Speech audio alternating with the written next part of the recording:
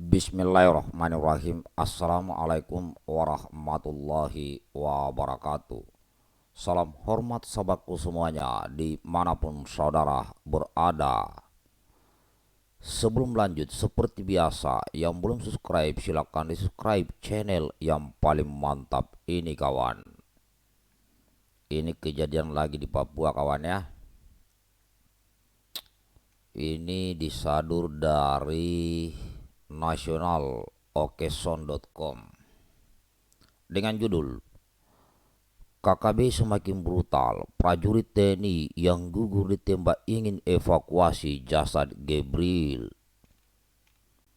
Jakarta, seorang prajurit Tentara Nasional Indonesia atau TNI gugur pada Selasa pagi 06.40 waktu Indonesia Timur 21 September 2021.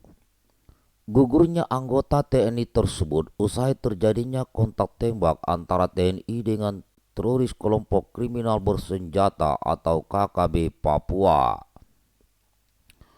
Pada Selasa sekira pukul 06.40 waktu Indonesia Timur telah terjadi kontak antara aparat TNI dengan KST Ngalum Kupel di distrik Kiwirok, Pegunungan Bintang yang mengakibatkan satu anggota TNI gugur, ujar Kapendam 17 Cendrawasih Kolonel Armed Reza Nurpatria.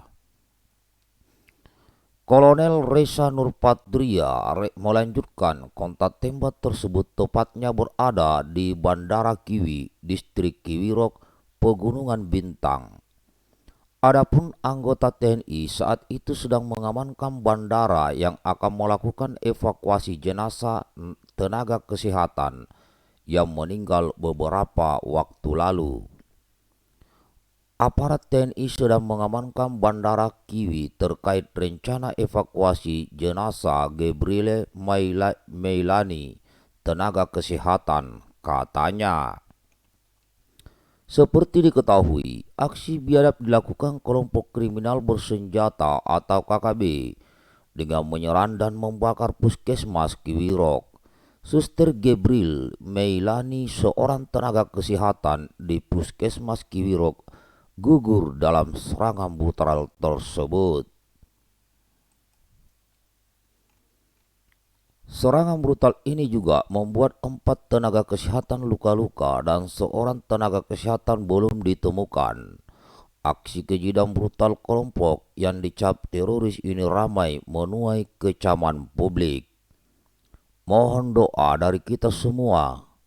Semoga aparat TNI Polri yang bertugas selalu dalam perlindungan Tuhan Yang Maha Kuasa dalam menegakkan kedaulatan NKRI di tanah Papua, pungkasnya.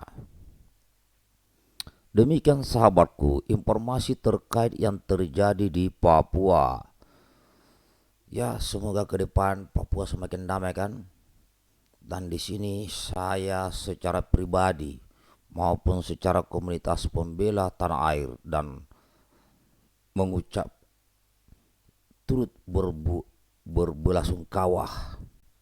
Innalillahi wa inna lillahi rajiun. Selamat jalan patriot bangsa.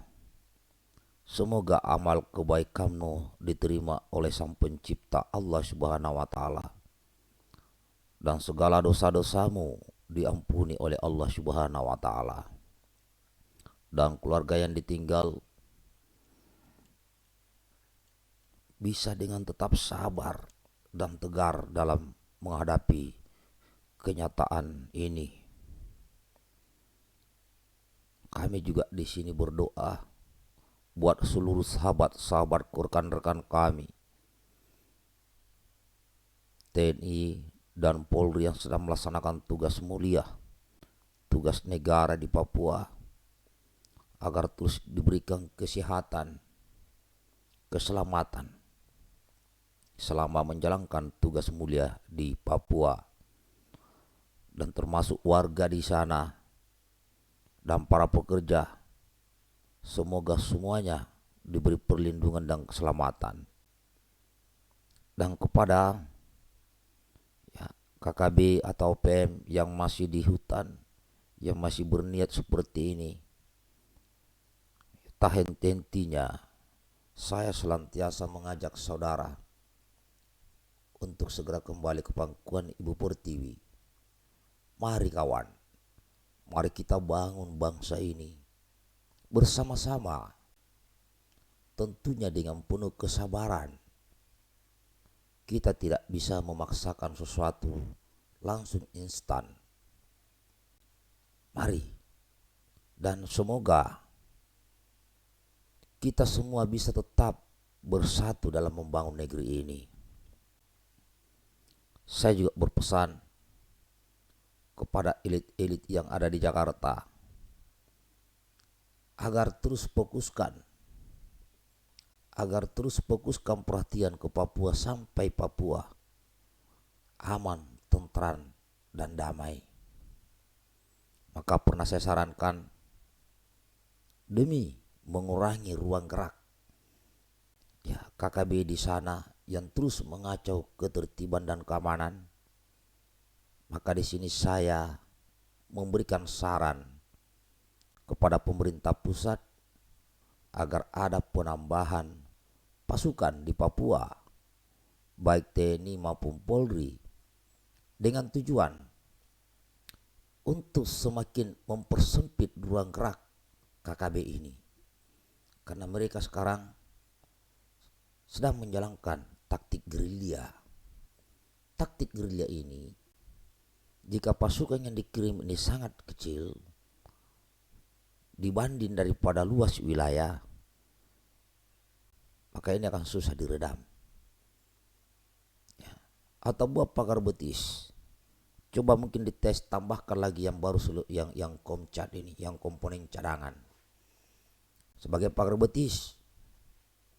Paling tidak di dalam komcat itu ada pos, karena di sana ini tempat-tempat yang menjadi sasaran KKB ini adalah yang dimana di situ tidak ada pos baik TNI maupun Polri, ataupun di wilayah sana jumlah personil atau TNI Polri sangat-sangat minim. Nah, ini yang menjadi sasaran mereka, karena begitu luasnya wilayah Papua ini, belum lagi medannya ya, termasuk fasilitas yang lain seperti air minum, itu susah, sangat susah ya. Maka ini memang harus ekstra keras. Ini pesan saya untuk elit politik.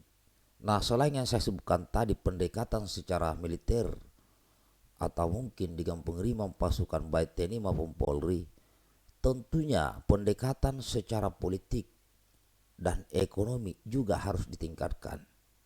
Dan saya melihat pendekatan secara ekonomi itu sudah terus berlangsung dari masa ke masa, yaitu melalui pembangunan infrastruktur di Papua. Nah, sekarang tinggal bagaimana cara secara politiknya ini harus ditingkatkan. Apa itu secara politik?